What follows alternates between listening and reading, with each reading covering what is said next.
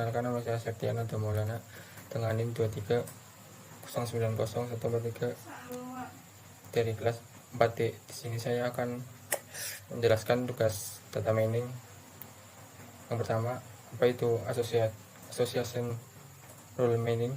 Association rule mining adalah metode dalam data mining yang digunakan untuk menemukan hubungan tersembunyi antara item di dalam sebuah dataset. Teknik ini sangat populer di analisis pasar retail untuk mencari pola pembelian konsumen. Contohnya, jika seseorang membeli roti dan mentega, maka kemungkinan besar mereka juga akan membeli susu. Nah, association rule mining bekerja dengan mencari aturan berbentuk. Misalnya di data ada A dan B, kemungkinan besar maka akan ada C. Artinya jika konsumen membeli item A dan B, maka kemungkinan besar mereka juga membeli item C.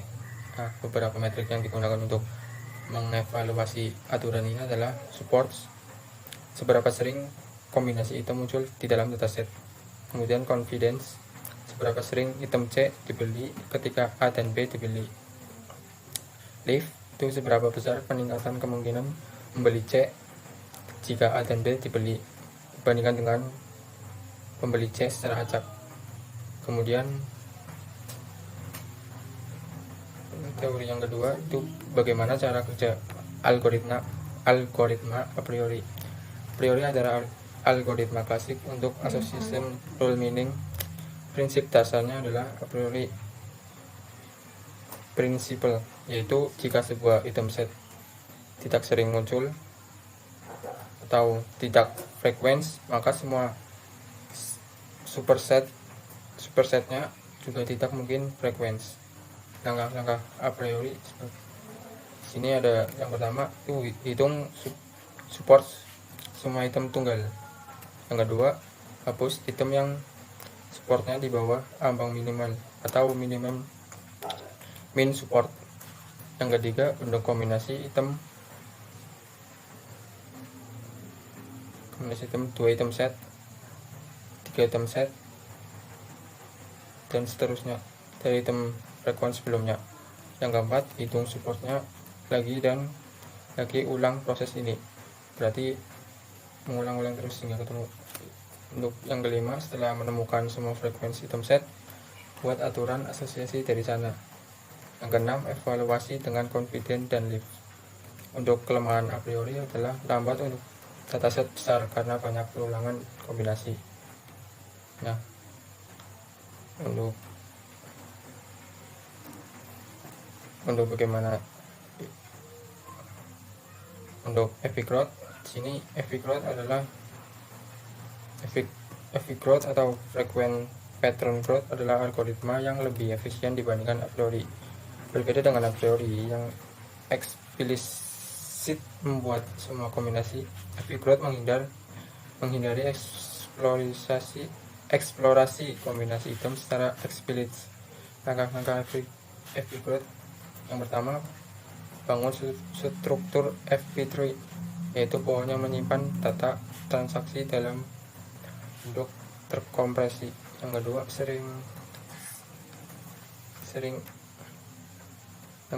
sharing item yang supportnya rendah sejak awal. Yang ketiga, dari pohon tersebut, algoritma mencari frekuensi item set langsung dari struktur pohon tanpa harus membuat kombinasi secara eksplisit. Yang keempat, setelah frekuensi item set ditemukan, baru dibentuk association rule. Untuk kelebihan FP growth jauh lebih cepat dan hemat memori dibandingkan a priori, cocok untuk dataset besar. Sini saya akan mempraktekannya langsung. Pertama, kita import library-nya dulu. Ya, ini ada berpandas untuk membaca datanya. Kemudian ini import them. Kemudian ada library a priori, FP growth, dan association rule. Kemudian ada encoder untuk pre-processing. Step pertama, kita melihat dulu datanya ya, karena datanya berbentuk CSV, maka kita panggil CSV ya, ini datanya. Nah kemudian kita print dev head. Nah head ini cuman 5 ya datanya yang ditampilkan. Nah kemudian kita, karena dataset kita dalam format mentah, jadi perlu kita pre-processing. Nah di sini kita menggunakan variable transaction, data frame item set, dropna split. Ini untuk split item, yang kita split item per transaksi.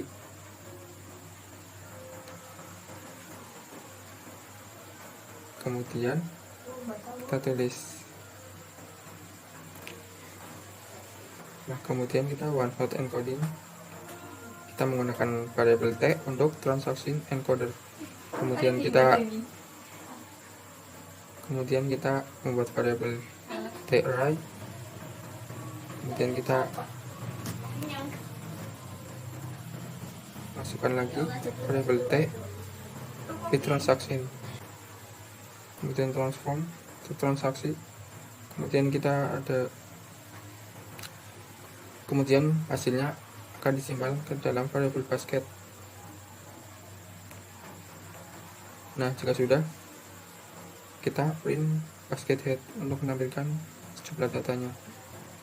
Nah di sini datanya, jumlah data transaksinya ada 1050. Nah data setelah di pre-processing ini, nah ini ada true false. Nah yang true ini adalah item yang dibeli. Ini orang yang satu ini ya, yang false ini yang tidak dibeli.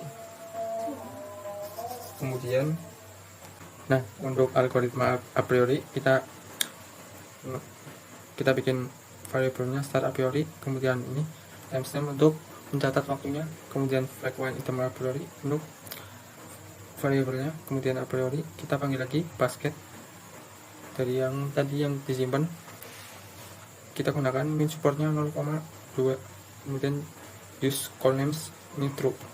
Kemudian untuk rules a priori nya kita masukkan association rules, kemudian frequent item yang tadi, kemudian metricnya leave, kemudian min threshold 1, kemudian kita end a priori, kemudian timestamp ini untuk mengakhiri a priori. Nah kemudian kita bikin lagi times a priori sama dengan end a priori, kemudian dikurangi start a priori. Nah kita print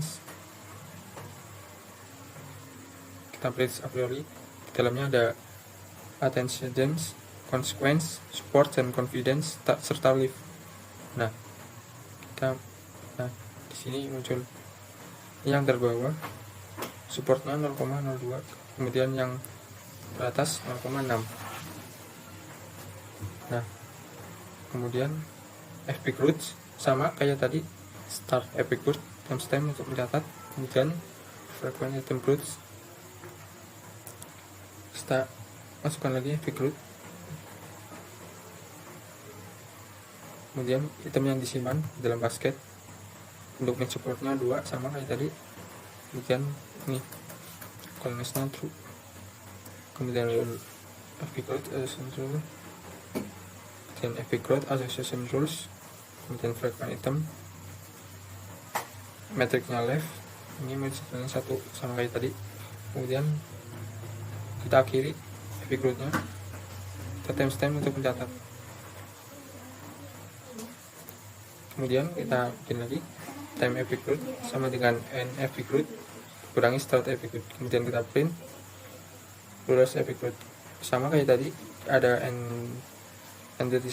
antecedents, consequent, support dan confident, serta live.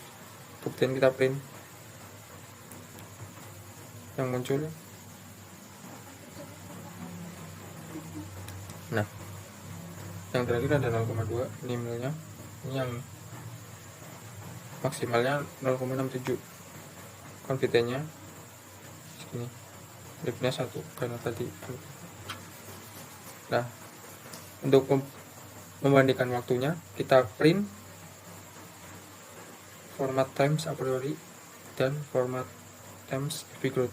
Nah, kita bandingkan if else-nya. Jika times a priori kurang dari times every growth, maka print a priori lebih cepat. Jika tidak, maka every growth lebih cepat. Nah, kita print, kemudian hasilnya a priori lebih cepat. Nah, sekian dari saya. Apabila ada kesalahan kata, mohon dimaafkan. Assalamualaikum warahmatullahi wabarakatuh.